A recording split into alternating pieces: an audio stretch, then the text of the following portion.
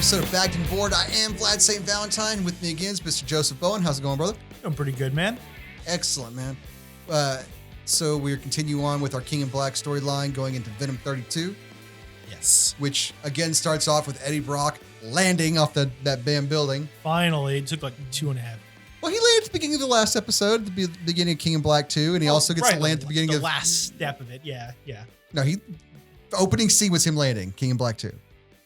It starts with him landing and Spider-Man finding him. Isn't it? Yeah, okay, you're right. They find him and they take him back everywhere, yeah.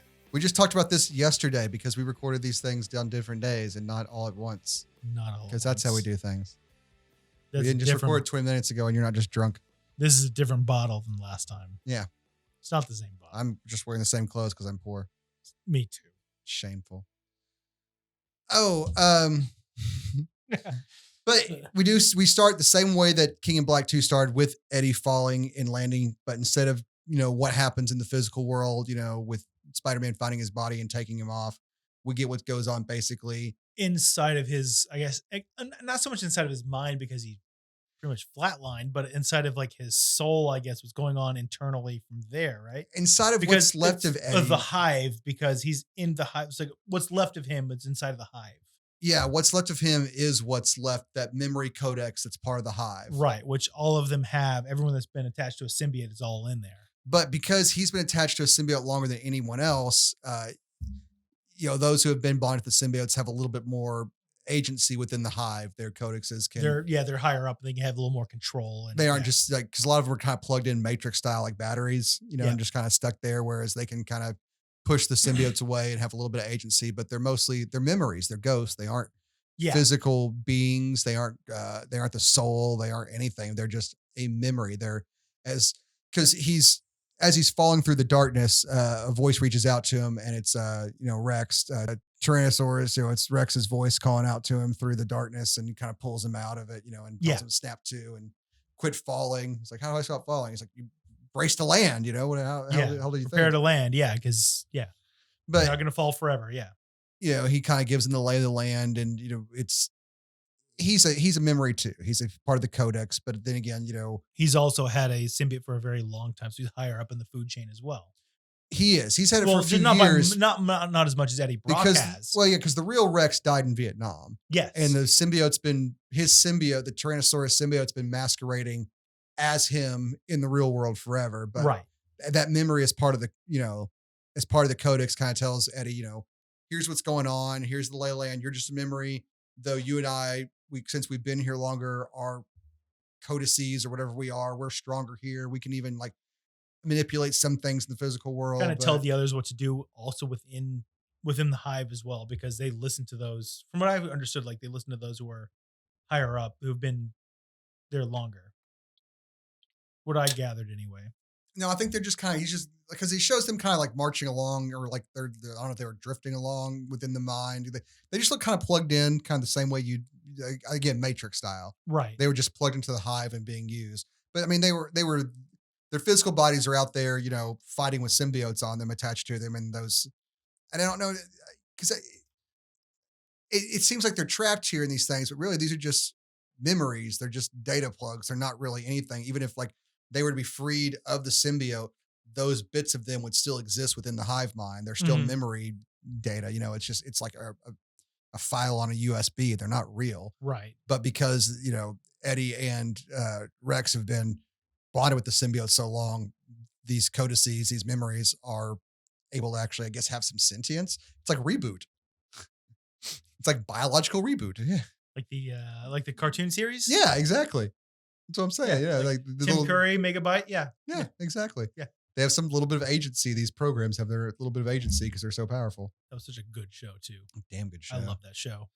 Agreed. So as Eddie learns, where he's at, he's like, well, we got to get back to my body, and we can do something about this, and he's like, well, you don't have a body to go back to. You're dead. You're not you're not a soul. You're just a memory in the hive. You're just one of us. Yeah, you can't do anything about it. But Eddie at the same time was like, no, I'm going to find a way out of it. Yeah, he refuses to accept no for an answer. He's like, you think you can manipulate a few things around here just because you had a symbiote for a year.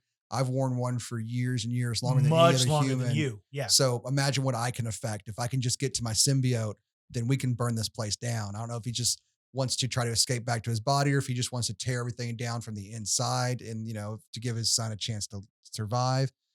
But either way, Rex is like, yeah, easier said than done because we seriously just see Noel chilling and like the Venom symbiote is like in his hand. He's like just kind of wrapping around just a little bit. Like he's just like just playing with it. Yeah, It's not even a big deal. It's like, whatever. it's part of, it's got it close and it's been nullified. It's got the null symbol on its forehead. Mhm. So he's like, shit, how do I get up there by myself? And he's like, you're not alone, son. I'll help you. And also, I found, not all the symbiotes in here agree. They've been around longer than, since before Noel woke up and they don't really agree with what he's going with. And I found the real Venom I was looking for. And we have the memory of Flash Thompson. Yeah, Flash Thompson. It looks like the anti-Venom cover is like the white and the black, like the inverse. Yeah, he was Agent Venom for a while. And he may have been, I had to look this up. He may have been anti-Venom for a while after him and Eddie might have swapped symbiotes. I don't know about that. I just know Eddie Brock was anti-Venom, but the look was very anti-Venom like. That's what I have written down here. I was like, was he wearing the anti-Venom? Because it literally looked the coloring was white and black. So yeah. That's what I thought. I immediately thought like anti-Venom, but I was like, it's kind of. Well, if they're giving them all their separate, if they're all going to get, I do think there was a time where he went from being Venom to being wearing the anti-Venom as part of the Agent Venom stuff. Also, like for me, it's like when Eddie Brock was falling, it kind of showed at one point where he's like praying. I don't know if this in this one or the last. It was the last one. The last one, he's praying and he's like talking to someone, like something like happens. He has like epiphany of some sort. My first thought was anti-Venom's about to kick in and. No, it was just maybe he'll have some there, but like it was just a prayer to God, harkening back to his Catholic roots when they introduced the character. Right. That's what it came into later. But like at first, I was thinking, oh, maybe it's like an anti-Venom thing. So I thought that was a nice little throwback because so little does Christianity get a nice little nod up these days. So it was nice to have it be thrown in subtly without being in your face and just kind of coming back to the characters. And it wasn't it's like so Daredevil or Nightcrawler or Archangel. Those are characters it's appropriate with. Yes. Whereas Eddie Brock's a lost soul and he was starting out in a church praying for when he was going to commit suicide. That's when he became Venom too. In that situation. So he's only goes for Eddie to turn to God in his final moments makes sense because that's how he turned in his final moments here. Yeah, no, that makes perfect sense. So it makes sense for the character without being preachy for you guys who are sensitive to those things. Fuckers. As someone who's not religious at all, it's it's not a big deal to me at all whatsoever. So it's fine.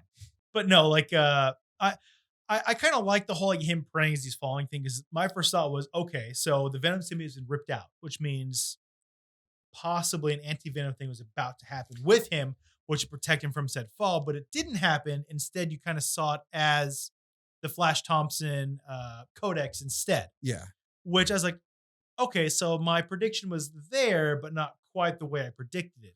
Which, as a fanboy, it's totally fine because I like knowing that, I was right, but I also like knowing that I wasn't exactly right. And I'm not quite sure like exactly how the codices work or what they are exactly, or you know what I mean? Like, do they simply exist in a not even a real like a world, metaphysical thing, world, or the symbiotes they see there, like again, the metaphysical representations of those symbiotes where the physical form of those symbiotes are still out there because we saw the physical form of Rex talking during the last one the whole time. Yeah, exactly. It's like when he's like, I may be dead. He may be burned up and destroyed at this time or returned to the hive, the physical form, like the Venom is. But the character's still there talking to them like he's still there. So like this thing's, I'm not too in tune with a lot of these comics as it is. So when someone's like, who the hell is this guy? Well, he's a real guy, but at the same time, he's not. So it's kind of Cates character introduced earlier on in this Venom series. Yeah. So for me, it's like, I don't know. It kind of shows that like there's more to it than I think I understand. But I'm kind of looking forward to how this I feel like I've read a lot of this stuff, and even I feel a little lost on the exact nature of it. Yeah, because at this point, it's like I'm not exactly sure what the symbiotes in this codex or in this like a dream world, if you will, because it's the best way to put it. It's like it's a dream world, if you will. But apparently, some that have stronger abilities than others. And it's like, how is this going to affect what's going on outside of said dream world? Well, if they're And it part of the looks- hive mind, the metaphysical world within the hive mind, like the mind that connect the hive mentality that connects all of them, they're in whatever space that actually exists in, Yes. as part of the data that runs it, because they're part of the codices. And if they can affect the mind of the symbiotes from within there to have them have an effect on the physical world, I guess that's how it's going to work out. That's what I'm thinking too, because So, because apparently mind control of symbiotes or whatever, break them That's- away and control. and that's them what I'm that thinking way, too, like kind of like a Borg, like you're looking at a like in Star Trek sense, you're looking at the Borg collective, if you will. I guess what we're looking at right now is Hugh, if you will, like the metaphysical saying if you version of will. Hugh, who can then like, oh, we're going to show him what's going on like in the real world, give him real ideas and give him some like personality, which then turns into affecting the whole Borg collective he's attached to, which then pretty much destroys that entire section of the Borg that he was attached to, which they'll like kind of flee into, So it's a obscurity virus. right, like a virus. And so my guess right now is this might be one of those kind of situations where they might do something inside of said dream world, if you will. Not talking about Arlington music, if you will. Quit saying if you will. If you will. Son of a bitch. If you will. If you will. If you will. But like, so my thought is within this dream world of theirs, I guess they're going to find a way to work together and disrupt the whole hive mind from internally, which will disrupt them externally. I think that's where we're proxy. going, is that the everything they try and do in the physical world, everything that Tony tries to do, to fight back, all those things are going to fail. The only thing that's going to work on the outside is going to be Dylan. And then on the inside, Eddie's going to be fighting internally. You'll have Dylan on the outside, Eddie on the inside, which, being, father, son. And then, I kind of like that dynamic, if you will. And if they go with it, it might be that, if you will, this might be the passing of the torch. Go fuck yourself. This might be doing it on purpose. If you will. This might be the Thunder Gun, the final episode of Thunder Gun, where he passes the torch, where he literally passes the torch. Literally, yeah.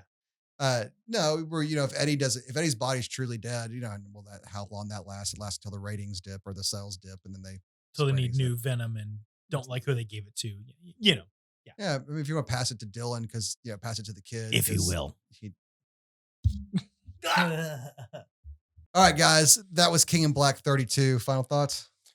I'm not sure how this is going to turn out. I'm really curious where it's going to go, just because I think it's going to go exactly what we said. I think it's going to go with. I think it will, but at the same time, failing on the outside in the physical world, with Dylan being kind of the last ditch hope, or him being on the run with his powers kind of keeping him out of the trouble for the most part, and then Eddie, whatever he does within the hive is what's going to ultimately tear down Null. Right, that's most likely what's going to happen. But at the same time, for me, it's like I prefer more of an external thing.